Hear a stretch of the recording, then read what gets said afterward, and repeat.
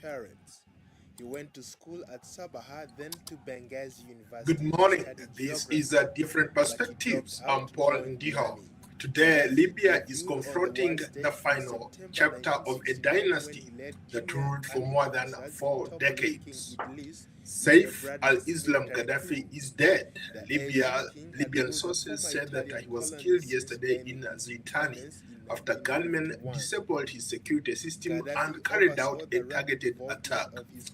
He was the last surviving son of Muammar Gaddafi with a serious claim to national power. For context, to understand what this all means at this moment, we have to go back at least a step back through the rise, the rule, and the collapse of the Gaddafi state. Muammar Gaddafi was born in 1942 near the coastal city of Saif to nomadic parents. He studied in Sabaha and Benghazi before joining the army in September 1969.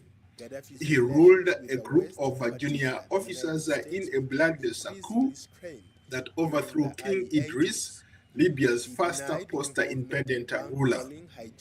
Oil money transformed Libya under Gaddafi. Education was expanded, healthcare improved, infrastructure grew. He promoted what he called the Third Universal Theory, a system he claimed was a middle path between capitalism and communism. One of his most ambitious projects was the Great Man-Made River, a vast underground water network bringing desert water to coastal cities at a cost of more than $20 billion. At home, he built a system of People's Congress. In theory, Gaddafi fueled or ruled in practice. Our power stayed with Gaddafi and his family. Abroad, Gaddafi embraced Arab nationalism and rejected Western influence.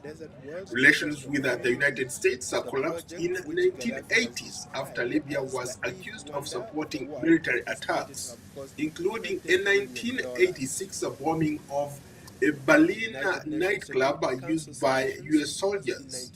American airstrikes followed, hitting Tripoli and Benghazi and killing dozens, including Gaddafi's adopted daughter.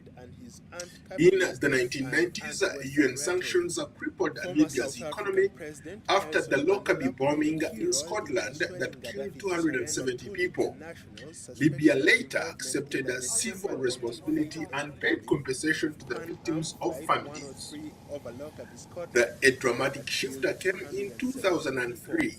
When Libya abandoned its weapons of mass destruction program and allowed international inspections, sanctions were lifted, diplomatic ties restored. When Western leaders returned to Tripoli, Gaddafi became chair of the African Union and addressed the United Nations in New York in 2009, attacking global power structures and Western dominance. In 2011, the Arab Spring reached Libya. Peaceful protests were met with violence and the country descended into civil war. The Arab League called for action. The UN Security Council authorized a no-fly zone, later launched airstrikes. By August, rebels captured Tripoli. Gaddafi fled to Sirte in October 2011. His convoy was hit by NATO aid aircraft. He was captured and killed by opposition fighters. His death ended the regime, but it did not bring stability. Today, Libya is still in the state of chaos. They have two parallel governments that are opposed to each other. Libya's fractured fractured into rival governments, militias, and foreign-backed power centers. Saif al-Islam Gaddafi once represented himself as the reformist son, Western-educated, a broker of Libya's 2003 WMD deal, a bridge between a dictatorship and modernization. But in 2011, he was chose as a loyalist to his father's reform. His warning of rivers of blood, I think you guys remember that. He at one point he appeared on TV and he was wiggling his finger like that, saying that rivers of blood will flow in the streets of Tripoli. Became the moment that his political future collapsed. After years of hiding, he re-emerged as a political contender supported by tribal networks and nostalgic supporters. To some Libyans, he represented order. To others, impunity. To foreign powers, uncertainty. His killing now removes the last symbolic link to Gaddafi's era. The Gaddafi story is not just about one man or one family. It is about power, how power was built, how it collapsed, and its absence reshaped Libya. Muammar Gaddafi ruled for 42 years. His son tried to inherit his story or to become the president, but he was barred by the powers that be in Libya. Both were overtaken by Libya today. Today, Libya remains divided, still living with consequences of the fall of Gaddafi. I'm Paul Diho. This is the breaking news story. We will keep you updated. Just to recap, this is a different perspective. Today we are talking about Libya.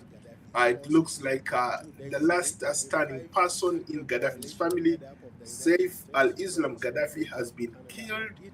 News reports are confirming that he died yesterday. And today we are trying to give you that historical context, what happened. Again, Saif al-Islam Gaddafi is dead, and Libyan sources confirm. They say he was killed yesterday in Zintan after gunmen disabled his security system that carried out the attack. He was the last surviving son of Muammar Gaddafi, with a serious claim to national power. To understand what this moment means, we have to step back through the rise and the collapse of Gaddafi or the Libyan state. Muammar Gaddafi was born in 1942 near the coastal city of Saif, two nomadic parents. He studied in Sabah and Benghazi before joining the army in September 1969. He led a group of junior officers in a bloodless coup that overthrew Idris, Libya's first post-independence ruler. Oil money transferred Libya under Gaddafi. Education expanded, healthcare improved, infrastructure grew. He promoted what he called the third universal theory, a system he claimed was a middle path between capitalism and colonialism, or rather communism. One of the most ambitious projects was the Great Man-Made River, a vast underground water network bringing desert water to coastal cities at the cost of $20 billion. Just for context, $20 billion is a lot of money. So Libya, using its natural resources, using its resources from oil, Libya being one of those countries before the fall of Gaddafi that was known for exporting oil, one of Africa's top oil producing countries. He used that money to rebuild the country. If you guys remember, before the collapse of his regime in 2011, Libya was on the cutting edge of Africa's middle-class countries. Libya actually was, at the time, was not considered as a third world country. But because of the protests that erupted, then NATO stepping up the bombardments and eventually capturing and killing Gaddafi, Libya collapsed and descended into this chaos. At home, Gaddafi was renowned. He built a system of People's Congress. In theory, Gaddafi ruled. In practice, the power stayed with the Gaddafi family. And abroad, Gaddafi embraced Arab nationalism and rejected Western influence.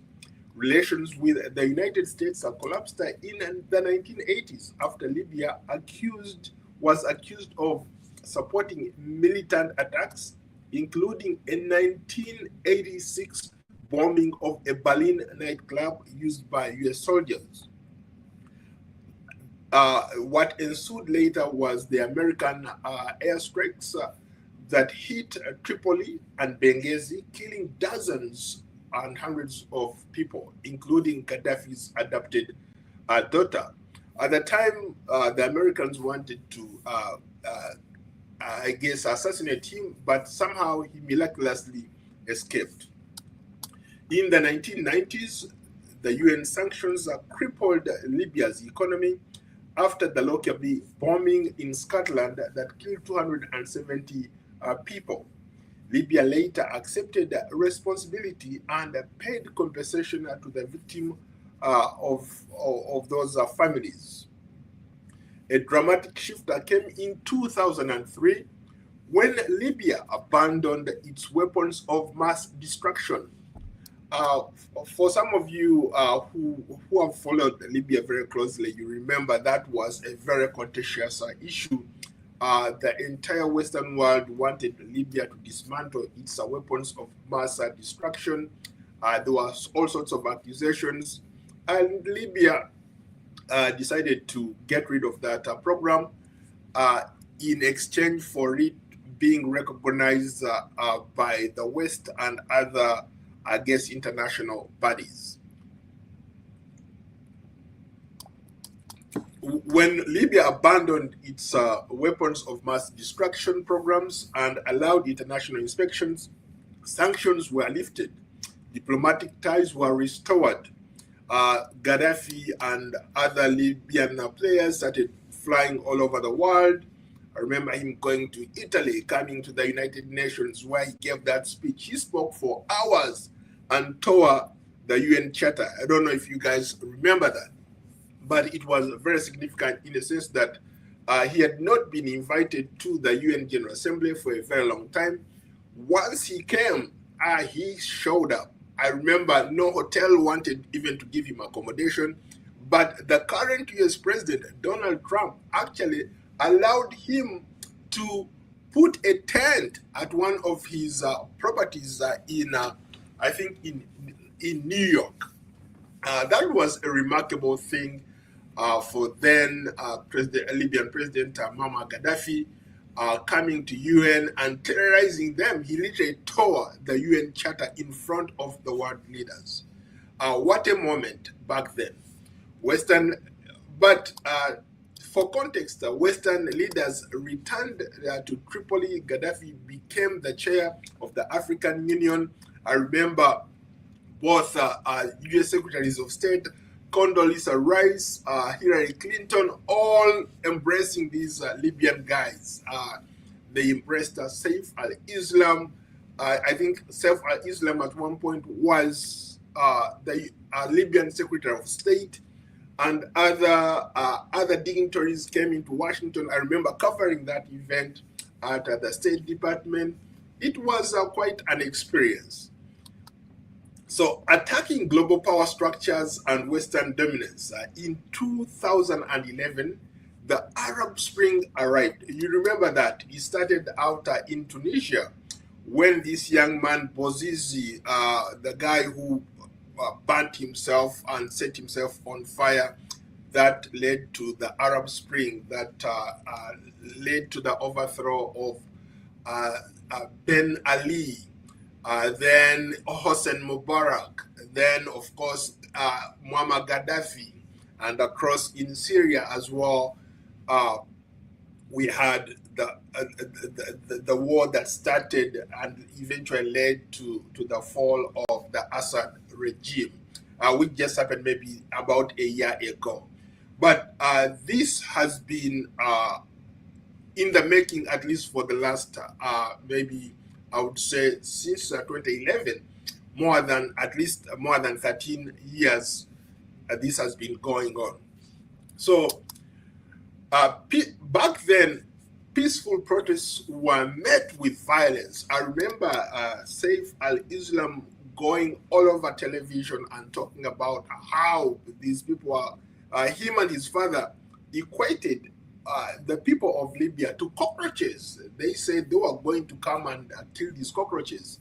And Saif al-Islam even talked about, he was so graphic in what he described at the moment, but peaceful protesters were met with violence. The country descended into civil war. The Arab League called for action. The UN Security Council authorized a non-fly zone. NATO launched airstrikes. By August, rebels had captured Tripoli.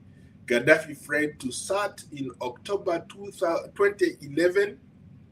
His convoy was hit by NATO aircraft, and he was captured and killed by opposition. I remember his death. I remember his capture. I have some of those videos that if you can see that are playing out. When he was captured, it was remarkable. It was remarkable. Gaddafi was born in So 1942 in the coastal what area we of see, Saif what we in see the is something Mediterranean. that has He been went to going school on at for a very long Sabah, time. then to Benghazi Gaddafi, to study there you geography. can see him as a young When he guy dropped out, there. joined the army. It's Gaddafi been quite debuted on the a world journey, stage in a September journey for Libya, 1969 and when he the led death junior of army officers Saif in Tripoli al-Islam King Idris marks in a new bloodless chapter military coup. into The AG Libya's had ruled the political former history. Italian colony since That's Gaddafi's the person you independence see on in the screen is King 1981. Idrissa. He was Gaddafi overthrown oversaw by the rapid Gaddafi involvement then, of his who was a poverty-stricken country, colonel formulating in the the army. third I remember some unified of those. broad If you unified can look at the screen, One this of is his Gaddafi first flying tasks across was to Africa. build He up was an a armed superpower, my forces, friend. but he also He spent had billions jets of dollars following on oil him imports, wherever he went. improving I remember living one time standards, covering him making in him Uganda. unpopular He came among with the his poor. jet and Inspired by like an Arab entourage national of military, sentiments, whatever. Gaddafi He abandoned literally took over the Western security, powers to pursue the aim of the uniting security Arab of countries, Uganda when he instigating came the there. Arab Federation with So Syria Gaddafi and was not Tripoli your in ordinary April kind of guy. 1971, He which had soon power, crumbled in he an had money, argument and he had Victim Nation. ambition. He wanted to be the Gaddafi's king of legacy in the Africa, West, in or the particular the ultimate United States, leader became increasingly for strained Africa. during the And I 80s. kid you not, He to denied this day, a involvement lot in of people bank think that rolling hijackers, Gaddafi was on assassinations, the and verge of revolutions, while uniting insisting Africa. on He his wanted right to support Africa to be a national one liberation movements. country, Accusations or of just like Gaddafi's the sealed United agents States. to blow up He a wanted club frequented by United Africa to States be that Marines in united Africa. 1986, Some of the led to pictures US that you are airstrikes looking on at right Tripoli now, and that's Benghazi. the Just locally days bombing, later, Gaddafi's home in and Assisi now barracks the was attacked and his airstrikes. adopted daughter killed. When NATO Gaddafi started designed a political bombing, system of bombing convoys where people were allowed uh, to air their Gaddafi. views and appoint These are some representatives to the file President of images Congress. that I In was theory, able the to come People's across Congress held legislative during and executive my power, time as a but reporter. critics I dismiss covered them this as very dedicated to extensively. maintaining I even power did and a not whole in the hands of documentary, Gaddafi The and his Fall and family. Rise of Gaddafi Muammar poured money Gaddafi. into giant What you projects see, such as the this is Great the Indian man-made River, river the that I first alluded network to of earlier. underground He pipes that built pump this water man-made from desert river wells to coast of that was communities. able to get The water project, which at the Gaddafi cost has of $20 described as the billion. eighth wonder of the world, is estimated He to have cost managed to $20 billion. get water from the sea, because Libya is technically a desert. So he managed to get water from the sea to Libya. And to be honest with you, that was one of those things that a lot of Libyans liked about Gaddafi. But as we can see, Gaddafi was also a Pan-Africanist. You see him there with Nelson Mandela. You see him, he supported a lot of revolutions in Africa. What you see there is the Lockerbie bombing, when they killed about 270 people on that flight. I remember Americans went after him, the International Criminal Court went after him, and he finally settled out of court, was able to pay some kind of money to the families who lost their victims. Libya, for those who did not know Libya or who are looking at Libya, Libya was a powerhouse. Libya stood for something. You see, that's him meeting Tony Blair. Who thought that Tony Blair, Western leaders, would go to Libya? But there he was. At the time, Tony Blair was, that's Hosni Mubarak. Gaddafi was, once the sanctions were lifted, all these leaders started coming to Libya. Gaddafi was allowed to come to the West, and that's him meeting Condoleezza Rice, the former U.S. Secretary of State. And now that's Saif al-Islam, the guy who just got killed, meeting U.S. Secretary Clinton. I remember covering this event where Saif al-Islam was the then Secretary of State for Libya. And he was here, he was a power man. I remember covering that press conference. But fast forward later, the regime fell to its knees. People were tired of Gaddafi and his family rule. So many things were happening. That's Mussolini. You remember, that's when he visited Italy. So that's Berlusconi, the Italian guy. Gaddafi was something else. That's Obama. Obama is the one who actually, a lot of people have never forgiven Obama, because Obama was one of those people who authorized NATO to go after Libya, to go after Muammar Gaddafi. To this day, even Obama himself has admitted that one of the biggest mistakes that he made was the authorization of NATO forces to kill Muammar Gaddafi. So as we can see, Gaddafi was a powerhouse. He was a threat to the West. He was a uniter for Africa. People looked up to him as one of those people who had the ability to rally people together, to bring Africans together. But for the West, he was something else. Now, this moment here, when he appeared at the United Nations, this is the moment that I was talking about earlier, where he tore the UN Charter. He had not been at the UN for a very long time.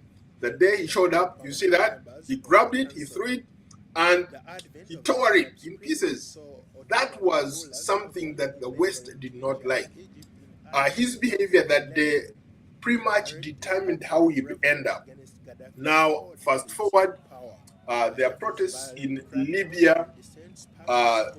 This is the fall of Tripoli. There was so much happening in real time. Africa was scared. The United Nations, that's called Susan Rice, voting to allow airstrikes in Libya.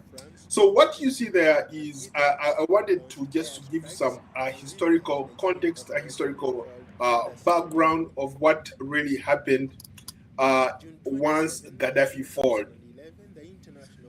Libya was fractured into rival governments, militias, and foreign-backed power centers. Saif al-Islam once presented himself as the reformist son, Western educated, a broker of Libya's 2003 WMD deal, a bridge between a dictatorship and modernization.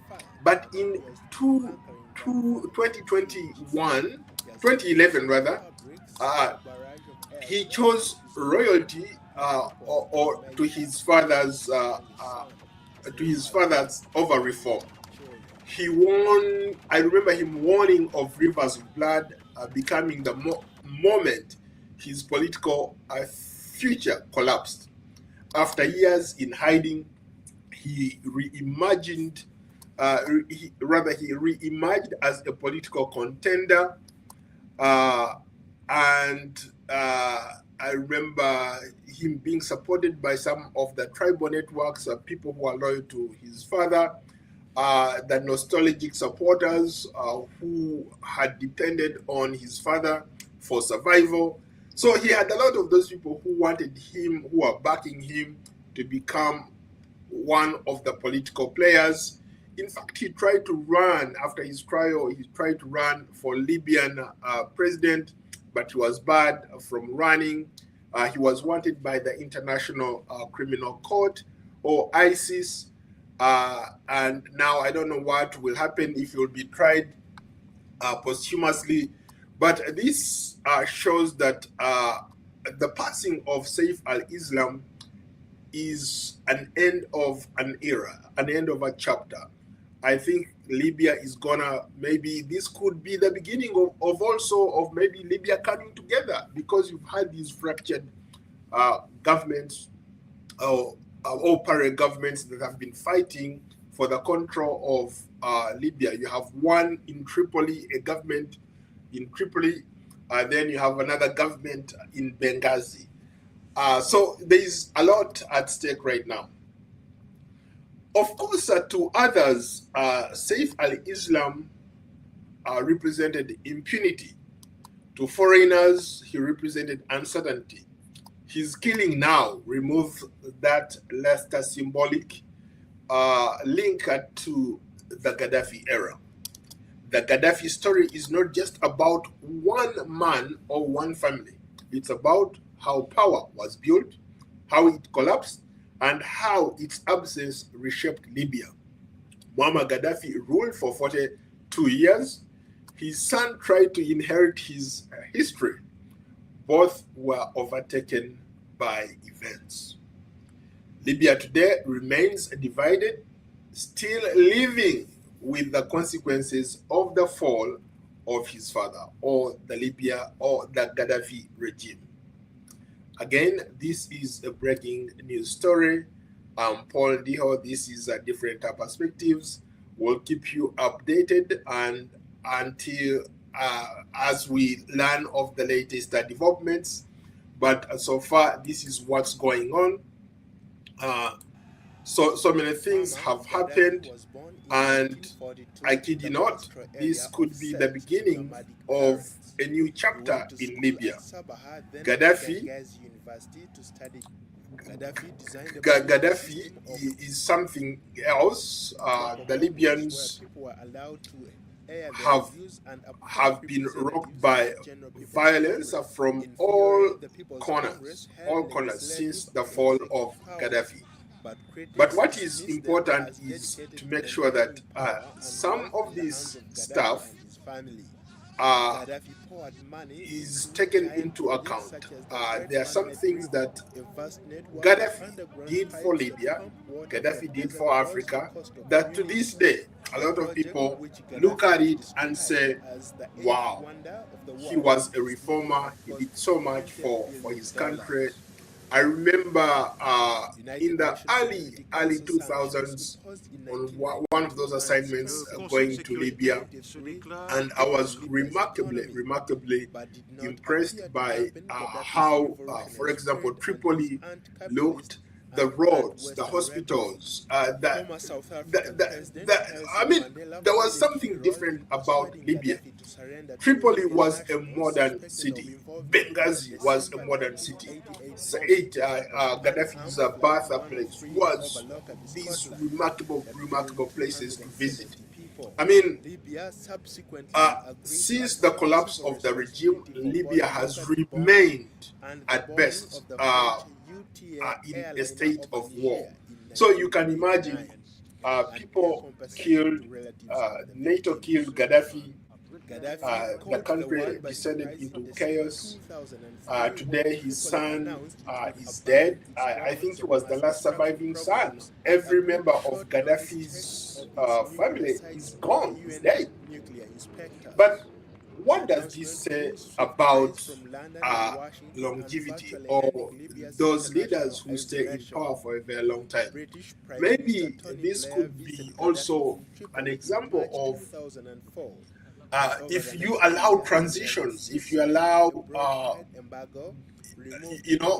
if you allow other people to take on leadership roles in some of these African countries, maybe we would not have a situation like this, where people are dying or where people are killed, and once the regime falls, there is no continuity.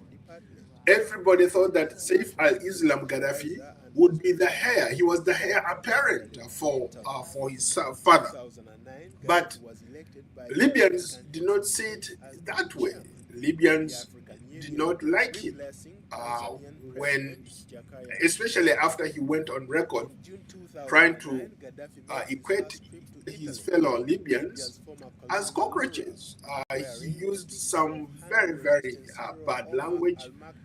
In most cases, he was always looking down at the Libyan people. But today, he's gone. His father is gone. That chapter has been closed. So for those leaders who are still in power, for those people who are still holding on to power, this could be you. I'm not saying that what happened in Libya is going to happen to you, but for sure, you need to look at history. You need to look at what Libya represented, what Gaddafi's family represented, and where they are now. The last surviving son of one of the most powerful leaders, Muammar Gaddafi, is gone. That is Saif al-Islam.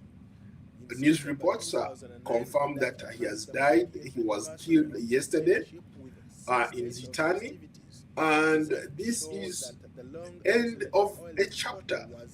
It is something, it's been quite an interesting journey. This young man, highly educated than the average Libyan. I remember he had a PhD from one of the most elite universities, the London School of Economics. He spoke English, he spoke Arabic, he spoke French. He was very well versed with the world and things. And, but there comes a time when stuff like this happens. So to those people, I would say that maybe you need to watch out, especially those leaders. These are file images. If you guys remember, I just wanted to at least give you context of what happened and how Libya descended into chaos after the death of Gaddafi. You remember NATO bombing the hell out of Tripoli and all these major cities.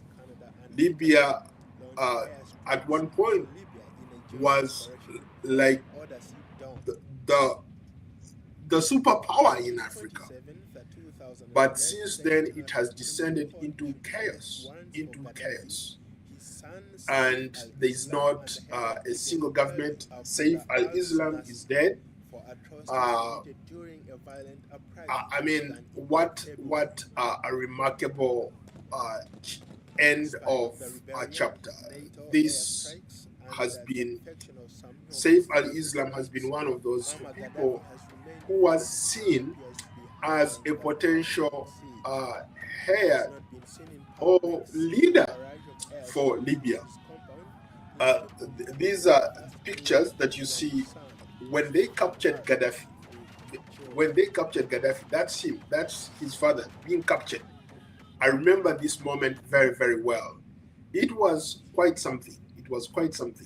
So to those people who hold on to power, maybe you should use this Muammar Gaddafi was born as in a striking 1942 in the reminder coastal area of to Sète to nomadic your parents. people to know He that went to school at what Sabaha, happened then to to Benghazi Gaddafi, University to study his family, geography, could happen but to he you. dropped out to join the army. I'll Gaddafi keep you debuted on the updated, world but stage this in has been September the latest. 1969 when he led junior army officers in A Tripoli developing in story. Tunis We'll learn to more. avert As a we learn more, military coup. we'll share. The aging But king had just ruled the former for Italian colonies maybe since to gaining recap, its independence in what has been going 1951. on. I Gaddafi think oversaw this the rapid is development of his certainly poverty-stricken something country, that formulated not a lot his of us third expected. universal theory, a Waking middle up road to between this news communism and is something capitalism. that One of is his so first different. tasks was to build up the armed Gaddafi's forces, but he also last spent surviving millions of dollars survivor, of oil son, income on Saif improving living standards, al-Islam making him Gaddafi, very popular was with killed the poor. yesterday. At least Inspired by news Arab reports are nationalist confirming sentiments, that he's Gaddafi dead. abandoned He's ties no with longer Western a threat powers or a and pursued person the aim of vying uniting Arab to become countries. He the next instigated the Arab president of Federation Libya. with Syria and Egypt in April 1971, Again, which soon crumbled in an again, ugly and recrimination. for those who Gaddafi's are just relations with the joining, this West, in is a live particular the United States, news became feed increasingly coming to you. strained during I the woke early up this 80s. morning and I He was denied reading. I was like, involvement in oh, bankrolling, Gaddafi's son hijackings, is dead. assassinations, Saif and al-Islam revolutions is while dead. insisting So I on just his will to decided to support create this national short liberation program for movements. you. Accusations And that to Gaddafi that sent end, agents to blow thank you up so much criminal for clubs following, and opened thank by you so United much States for Marines in you know 1986 being my to prevent fans. U.S. If airstrikes I in hear Tripoli or and see anything Benghazi. else, Just I'll days keep later, you Gaddafi's updated. home in But for now, Azazia barracks was just attacked and his to adopted daughter give you killed. an update, Gaddafi this designed a is political breaking system news. of local congress where people were Gaddafi's allowed son, to the air last their surviving views and son, appoint Saif representatives al-Islam to the General Gaddafi, People's Congress. was In killed theory, the yesterday. People's Congress Some held people legislative and broke executive power, into but his critics dismissed them as dedicated house, to maintaining disabled power and wealth in his the hands of security Gaddafi and his personnel, family. literally killed Gaddafi every poured single money person there, into giant and projects such they as the went Great Man-Made for River, the a kill. vast network of The target underground was pipes that pump Gaddafi's water from son. desert wells to coastal communities. I think The project, which probably the Gaddafi people has who did it described wanted to as the eliminate eighth wonder of him the world, is for the estimated to simple have fact cost that $20 billion. he had the potential to become United the Nations next Security ruler Council of sanctions Libya, imposed in because 1992 all and strengthened there have been these crippled factions Libya's fighting economy, each other but did in not Libya, appear to dampen and none of them Gaddafi's has been revolutionary able spirit to and his anti-capitalist and secure the country. anti-immigrant None rhetoric. of those Former South rebel African factions has President been Nelson able to Mandela played a key rally role the in people persuading Gaddafi to surrender to together. Libyan nationals And so there suspected was of hope for involvement in the Saif December al-Islam Gaddafi, 1988 the son bombing of the late unmanned flight Muammar 103 Gaddafi, over local to take over Scotland, and killing rule that 270 country. people. And Libya now he's subsequently gone. agreed to accept civil For sure, responsibility for both what Lockerbie this bombing means and for the Libya, bombing of we the don't French know. But the UTA future, airliner over Niger the in history is being 1989, written as we and speak. pay This compensation to is relatives the of end the of a victims. chapter, the end Gaddafi of caught the world by surprise in a December rule 2003 or when a Tripoli dynasty announced that it would ruled abandon its over weapons of mass this destruction great nation programs of and Libya. agreed to short-notice Libya has tests been of its touted as nuclear one sites of by the those UN nuclear test remarkable tankers. examples The of announcement drew successful praise from countries London in and Africa. Washington and And virtually ended I'm just Libya's saying this international before the war, isolation. before the West British Prime decided Minister Tony to Blair visited Gaddafi bomb in the hell Tripoli in out March of Libya. 2004. The And over person the you see next there 2 is the years, former the British United Prime States Minister, ended a Tony broad Blair. embargo, That's Hossein removed Mubarak. Libya from the list Tony of Blair sponsors of came to terrorism, Libya, and the resumed first Western full leader diplomatic to relations. visit Libya after the sanctions were lifted. And then you see also Condoleezza Rice. They are meeting Gaddafi. And of course, this is Saif al-Islam, the guy who was just killed, the heir apparent to Gaddafi.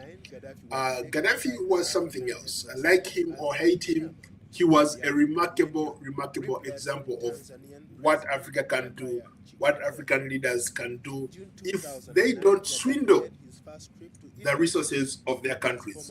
He empowered his people. He invested massively in his country. He did a lot of things for Libya. This day, Libya is what it is because of Gaddafi. Those who don't like him, yes, you are entitled to your own opinion, but as far as I'm concerned, he was a remarkable example of what, if the resources are used properly, what a country can do, or a leader can do for its people. Now, for sure, the death of Saif al-Islam closes that chapter, and we don't know what is going to happen. But just to recap again, this is breaking news. It just happened today. We are just learning about it today, and we'll see what happens. This is different perspectives. Paul Ndiho. Libya is confronting the final chapter of a dynasty that ruled for more than 4 decades. Saif al-Islam Gaddafi is dead. Libyan sources say he was killed yesterday in Zintan after gunmen disabled his security system and carried out a targeted attack. He was the last surviving son of Muammar Gaddafi, with serious claim to national power. To understand what this moment means, we have to step back through the rise, the rule, and the collapse of the Gaddafi state. Muammar Gaddafi was born in 1942 near the coastal city of Sirte to nomadic parents. He studied in Sabaha and Benghazi before joining the army. In September 1969, he led a coup of junior army officers in a bloodless coup that overthrew King Idris, Libya's first post-independence ruler. Oil money transformed Libya under Gaddafi, education expanded, healthcare improved, infrastructure grew. He promoted what he called the Third Universal Theory, a system he claimed was a middle path between capitalism and communism. One of his most ambitious projects was the Great Man-Made River, a vast underground water network bringing desert water to the coastal cities at a cost of more than $20 billion. At home, he built a system of People's Congress. In theory, Gaddafi ruled. In practice, power stayed with Gaddafi and his family. Abroad, Gaddafi embraced the Arab nationalism and rejected Western influence. Relations with the United States collapsed in the 1980s after Gaddafi was accused of supporting military attacks, including a 1986 bombing of a Berlin nightclub used by US soldiers. American airstrikes followed, hitting Tripoli and Benghazi and killing dozens, including Gaddafi's adopted daughter. In the 1990s, UN sanctions crippled Libya's economy after the Lockerbie bombing in Scotland that killed 270 people. Libya later collapsed, Libya later accepted civil responsibility and paid compensation to victims of families. A dramatic shift came in 2003 when Libya abandoned its weapons of mass destruction program and allowed international inspections. Sanctions were lifted, diplomatic ties were restored, and Western leaders returned to Tripoli. I remember the UK Prime Minister then, Tony Blair, US Secretary of State, Condoleezza Rice, and the Italian Italian Prime Minister at the time, Berlusconi, all these leaders were just flocking into Libya. Then, of course, Gaddafi was also at the helm of the African Union. He was the chairman of the African Union. So much was happening. Gaddafi became the chair of Africa. He addressed the United Nations in New York in 2009, attacking the global power structures and Western dominance. I remember him grabbing that UN Charter, throwing it on the wall, and just tore it into pieces. Man, that was quite dramatic, and what a performance back then. In 2011, the Arab Spring reached Libya. Just for context, it all started in Tunisia, where this young man called Bouazizi set himself on fire. Then that led to this guy who had also been in power for a long time, Ben Ali, fleeing. Then it descended on Egypt. The Arab Hosni Mubarak had also been in power for a very long time. Then it went down to Libya, and of course, Libya did not survive. Gaddafi had to flee after NATO started bombing the hell out of Tripoli and Benghazi. And as he was fleeing to his home city of Sirte, I think one of the NATO planes was striking him, and they hit his convoy. He survived, he did not die. He jumped out, tried to run, and hid under a tunnel, under a bridge, and he was captured by the rebels, and they tortured him, eventually killed him. So, peaceful protests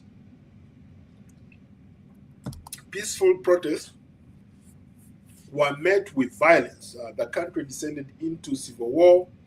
The Arab League called for action. The UN Security Council authorized a non-fly zone. NATO launched airstrikes. I think I remember by August, rebels captured Tripoli. Gaddafi fled to Sirte. And in October 2021, his country was hit by this level of violence that was just unprecedented. He was captured by the opposition fighters, and his death ended the regime that had been in power for over 40 years. But did that bring stability? Absolutely not. To this day, Libya is still divided. There is so much happening in that country. They can't seem to get their acts together. Militias and foreign-backed power centers, all those people feared Saif al-Islam because they saw Saif al-Islam as somebody who had connections, who had money, who represented himself as a reformist son. And obviously, he had a Western education to boot. I remember him brokering a deal, Libya, in 2003. He was the lead architect of the WMD, Weapons of Mass Destruction deal, a bridge between a dictatorship and modernization. But of course, in 2011, he chose loyalty to his father over reform. He was warning rivers of blood became the moment his political future collapsed. After years in hiding, he reemerged as a political contender, supported by tribal networks and nostalgic supporters. To some Libyans, he represented order. To others, impunity. To foreign powers, of course, uncertainty. His killing now removes the last symbolic link to Gaddafi's era. The Gaddafi story is not just about one man or one family. It's about how power was built, how it collapsed, and how its absence reshaped Libya. Muammar Gaddafi ruled for 42 years. His son tried to inherit history. Both were overtaken by events. Both are dead. Libya today remains divided, still living with the consequences of the fall of Gaddafi. Thank you all for watching. It's been an interesting morning. Thank you, Guy, again for your support. I look forward to continuing this coverage and keep you all updated as this thing continues. Thank you so much.